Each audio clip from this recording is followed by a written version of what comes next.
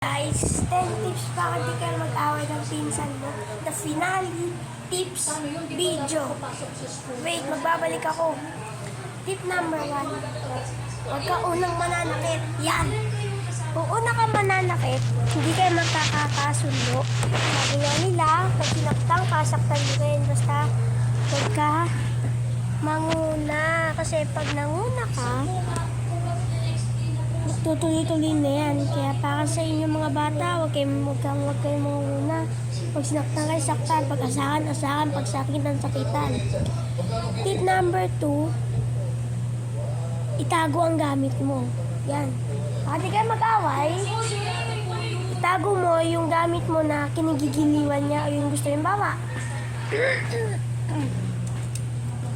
Itong speedboat na to, inagaw sa akin ng pinsan ko na lalaki. Si Martin, guys, baby, halimbawa lang. Inagaw niya sa akin itong speedboat. Ganon, itago niyo yung mga bagay na favorite ninyo na baka agawin nila. Pero kung hiram lang. Kapag hindi na nila ibabalik, iyaan nyo na lang. Tip number 3 is, huwag yung gagalawin ng pagkain niya. Huwag mong gagalawin ng pagkain niya. Kasi, kapag ginalaw mo ang pagkain niya, magagalit yun. Pwede ka pingi, pwede ka naman magpo at opo. Ate, kuya, pingi po. Ganun lang. Ito yung 10 tips pwede kayo mag-away ng pinsan o kaya kapatid mo. Tip number 4, itago ang gadget. Kung may tablet ka, kagaya ko na may tablet, ngayon, itago mo ito. Kasi, kapag di mo tinago, kung may password yan, paalala sa mga bunso dyan, ate at kuya, mga bunso dyan. Huwag yung huhulaan ng password dahil mga PPUK yan. Hindi nyo na mabubuksan yan. Paalala sa mga bata. Tip number 5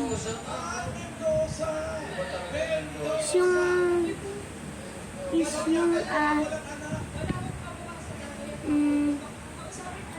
huwag mo papakikialaman ng gamit niya.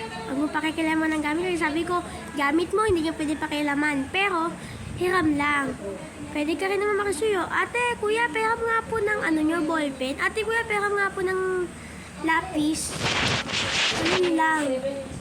Manghihiram ka lang naman. Manghihiram ka lang naman ng gamit sa kanila. Ganun lang, manghihiram ka lang ng gamit. Manghiram ka lang ng gamit. Tip number 6. Nakita na daw po yung bata, pero Ay, tip number 7 na tayo, no? Tip number 7 is, huwag mong sisirain ng gamit niya. Yan. Huwag mong sisirain ng gamit niya. Halimbawa, naapakan mo yung tablet niya. Bumawi ka. Huwag mong gagawin niya. Huwag ka nang bumawi. Isipin na lang natin, hindi naman sadya. Baka di kayo mag-away ng kapatid mo o kaya pinsan mo. Tip number 8 is yung huwag mo siyang pilitin pag ayaw niya. Halimbawa, ayaw ko ng laruan na speedboat. Pinipilit ako ng pinsan ko. Ayaw ko. Huwag mo silang pilitin kapag ayaw nila. Kasi kapag pinilit mo sila, ang ending ay mag-aaway kayo. Tip number 9 is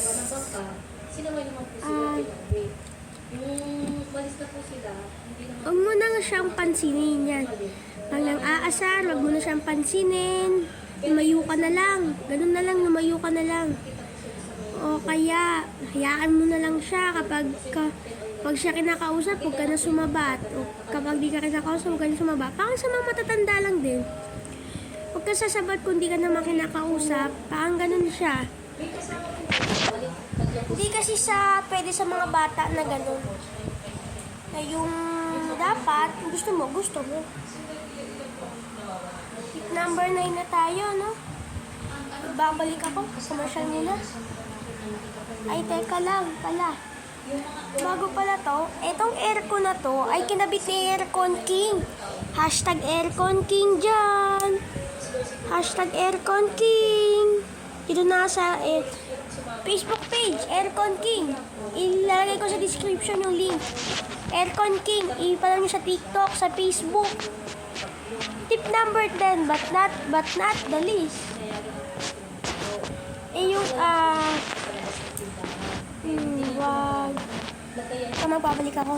Yung tip number 10, yung lumayo ka na. Kagaya sinabi ko sa'yo kanina, lumayo ka. Lumayo ka. Ako kasi, nag-asaka kami ni Ate Ella. Kilala niyo yun? Micaela Gonzales sa pangalan yun.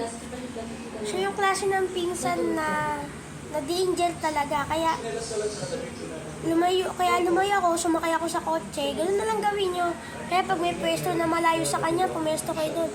So guys, dito na ako magpapaalam. Like, comment, share, and subscribe. See you sa mga susunod pa videos. Bye! Maraming salamat sa pagsuporta!